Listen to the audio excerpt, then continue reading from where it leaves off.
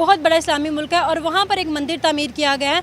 वहाँ पर तकरीबन 15 देवता रखे गए हैं जिनकी हिंदू पूजा करते हैं। यूएई में एक मंदिर बना दिया गया था जिसकी ओपनिंग दशहरे के मौके पर की गई है। अगर इसके अलावा हम बात करें दुबई में यूएई में इस वक्त दशहरा भी बनाया गया है और जो ओपनिंग की गई है वो मंदिर की वो बेसिकली इंडियंस को स्पेशल फील करवाने के लिए की गई है। दुबई जैसे इस्लामी मुल्क में एक मंदिर की तामीर होना ये कैसा इक़दाम है दुबई का? देखिए, हमारे पड़ोस में सिर्फ इंडिया है, बाकी ना आप अफगानिस्तान से ज्यादा सीख सकते हैं ना ईरान से। तो वो तो एक इस्लामिक स्टेट है, क्योंकि वो एक अरब स्टेट है, एक मिडिल ईस्ट में आती है वो।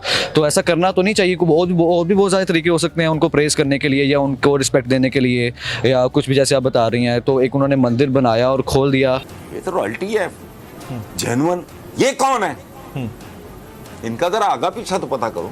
लेकिन एक चीज मैं आपको बताऊं बड़ी इंटरेस्टिंग, वो ये कि आजकल जो पाकिस्तान के टीवी चैनल्स आ रहे हैं उसमें काफी हिंदी के वर्ड अब लोग बोलने लगे आम बातचीत में। और जो बात सुनो यार, जो स्कैंडिनेविया से भीख में मिली हुई एम्बुलेंसेस को वैगने बना के चला दें। इस वक्त दुबई की जानिब से, सऊदी अरेबिया की जानिब से बहुत ज्यादा प्रेफरेंसेस दी जा रही है, इंडिया को बहुत रिस्पेक्ट दी जा रही है, जबकि हमें पूछा नहीं जा रहा है। नमस्ते दोस्तों, जय हिंद। हिंदुस्तान स्पेशल में आपका स्वागत है दोस्तों। दशहरा से एक दिन पहले 4 अक्टूबर को संयुक्त अरब अमीरात के दुबई में एक नए हिंदू मंदिर का आधिकारिक तौर पर उद्घाटन किया गया। भारत के शीर्ष गणमान्य लोगों की मौजूदगी में इस भव्य मंदिर के कपाट आधिकारिक तौर पर खोल दिए गए। यह हिंदू मंदिर जेबेल अली में अमीरात के कॉरिडोर ऑफ टॉलरेंस में स्थित है।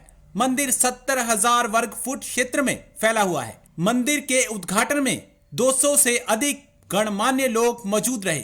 इनमें यूएई के minister of tolerance Sheikh Nahyan bin Mubarak Al Nahyan, UAE में भारत के राजदूत संजय सुधीर, दुबई हिंदू धार्मिक के ट्रस्टी भी शामिल हुए। इस मंदिर की खास बात यह है कि इसके परिसर में चर्च, गुरुद्वारा सहित कई धार्मिक स्थल मौजूद हैं।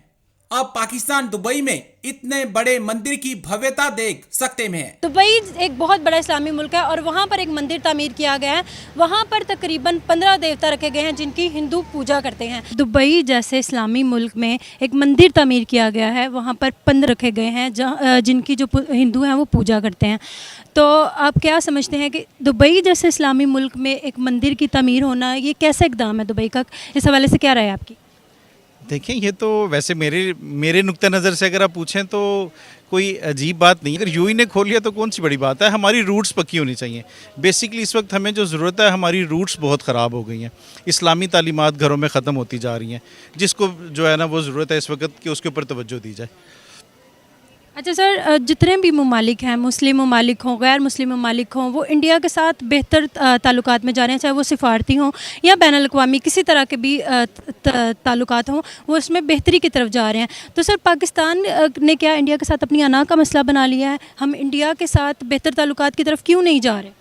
बेसिकली ये भी एक, इसको आप कह लें कि माइंडसेट मौजूद है पाकिस्तान में, जो हमें उस तरफ जो है ना जाने नहीं देना चाहता।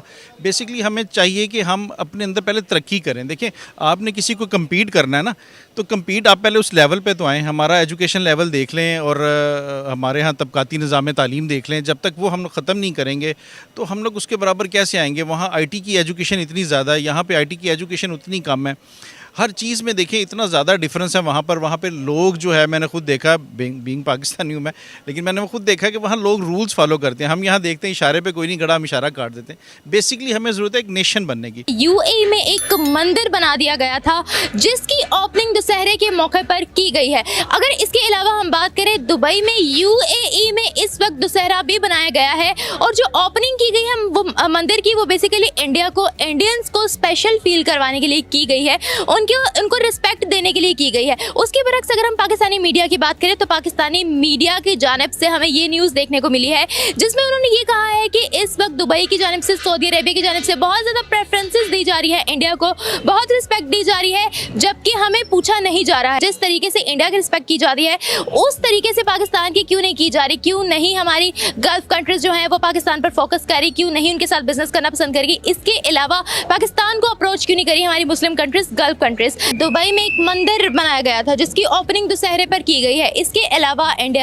यूएई में दशहरा भी बनाया गया है। इंडिया को रिस्पेक्ट देने के लिए क्या कहोगे इस बारे में? एज अ नेशन अगर हम देखें तो मतलब ठीक है, रिस्पेक्ट देना, उनका कल्चर है, जैसे उनका नेशनल उनका रिलीजन हिंदुइज्म है। इनका इंडिया का ठीक यूएई ने सेलिब्रेट किया है ना दुशहरा। ये नहीं, उनको जैसे आप कह रही हैं कि उनको रिस्पेक्ट देने के लिए उन्होंने ये चीज़ की है, तो उन्होंने वहाँ पे बेसिकली है, देखा जाए तो अगर आप एज अ नेशन अगर आप यूएई को देखा जाए तो वो तो एक इस्लामिक स्टेट है, क्योंकि वो एक अरब स्टेट है, एक मिडिल ईस्ट में आती है वो।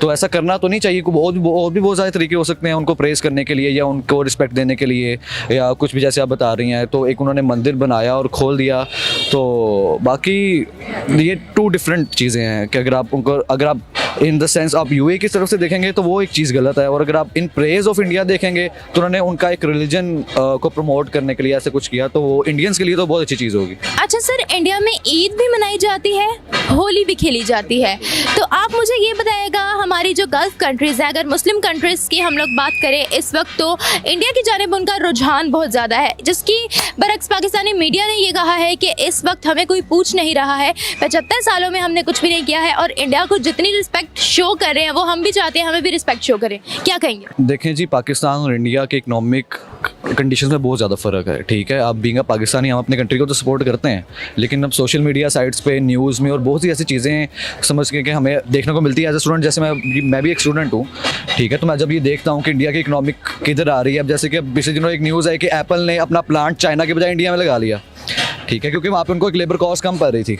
इंडिया की इकोनॉमिक्स जब इतनी स्ट्रांग होंगी, ऑब्वियसली जब तो उनका रुझान बाकी कंट्रीज़ का तो उन पे आएगा ही। उनकी इकोनॉमिक लेवल बहुत आगे पाकिस्तान से, वो पॉलिटिकल कंडीशंस के लिहाज से पाकिस्तान से बहुत ऊपर हैं, स्टेबल हैं। अब हमारे पॉलिटिकल इश्यूज देख लें आप कैसे चल रहे हैं। लेकिन एक चीज मैं आपको बताऊं बड़ी इंटरेस्टिंग, वो ये कि आजकल जो पाकिस्तान के टीवी चैनल्स आ रहे हैं उसमें काफी हिंदी के वर्ड अब लोग बोलने लगे, आम बातचीत में इस्तेमाल करने लगे हैं। आ जाएंगे। देखिए, हमारी जो अपनी अल्फाबेट है देवनागरी, उसको तो हमने हटा दिया। नेशन को पहले आप एक्सेप्ट करेंगे, जैसे इंडिया में 29 स्टेट्स हैं, सबका लिंग्विस्टिक वो है, 400 ज़बानें चलती हैं इंडिया में। कोई इंडिया टूट तो नहीं गया। नागालैंड वाला केरला वाले के साथ भी एक्सेंट अलग अलग होते हैं। मैंने एक देखा पाकिस्तान में, अरसा हो गया कि एक दूसरे के एक्सेंट पे हम लोग बहुत हंसते हैं। आप इंडिया जाइए, आपको कोई उनके यहाँ ये एक्सेप्टेड है कि हर एक का एक्सेंट अलग है, तो कोई हंसता किसी पे नहीं है। हम तो गुजरातियों पे हंसते हैं, पठानों पे हंसते हैं, यानी हर कोई जो शुद्ध उर्दू ना बोले उसको कहते हैं डंगर है। हालांकि पंजाबी इतनी बुरी उर्दू बोलते हैं, वो हंसते हैं सब पे। हाँ जी, देखो कैसे पंजाबी कैसी गलत उर्दू बोलता है। तो जो लोग पाकिस्तान को पाकिस्तान कहते हैं, वो कराची को करांची बोलते हैं। कराची। अब जो बोले, आप इंडिया जाएंगे आपको देखेंगे, आपको इसको माइंड ही नहीं कर रहा है। बोला आगे बढ़ो, काम धंधा बताओ, करना क्या है।